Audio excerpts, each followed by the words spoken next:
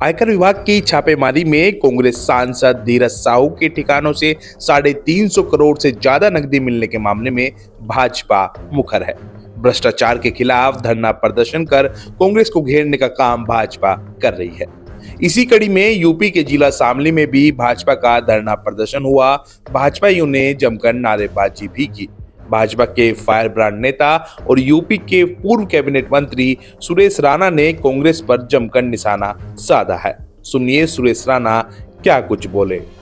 आज शामली कलेक्ट्रेट में भारतीय जनता पार्टी के कार्यकर्ताओं ने, और मैं अभिनंदन करना चाहूँगा उन लोगों का भी कि जिन्होंने भ्रष्टाचार के खिलाफ इस बिगुल में यहाँ एक सहयोग किया है। कदम से कदम मिलाकर के उन लोगों ने महामहिम के नाम एक ज्ञापन दिया है। और केवल इतनी बात है कि जिस तरह से कांग्रेस के बड़े नेताओं के द्वारा लगातार घोटाले किए गए हैं और समय समय पर वो लोग जांच की जद में आए हैं, पर एक चुने हुए जनप्रतिनिधि के द्वारा इस तरह का आर्थिक अपराध बहुत गंभीर अपराध है और इसकी विस्तार से जांच होनी चाहिए। और किन किन लोगों के तार इससे जुड़े हैं, ऐसी भी आशंका व्यक्त की गई है कुछ एजेंसियों के द्वारा कि कांग्रेस के बड़े नेताओं तक भी इसके तार कहीं ना कहीं जाते हैं।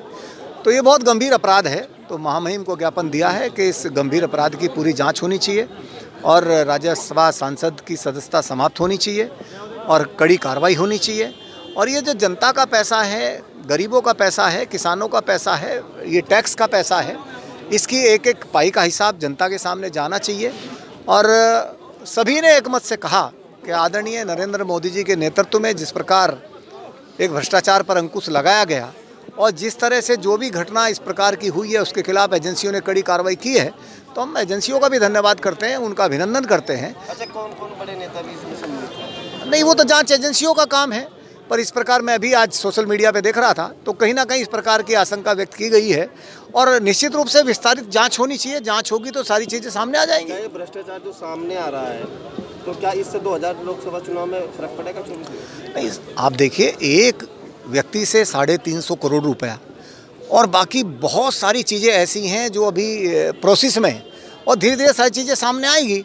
और कहीं ना कहीं इस भ्रष्टाचार की जानकारी एजेंसियों के साथ साथ जनता को है, और जनता को है तभी आपने देखा होगा चुनाव में क्या परिणाम आया है।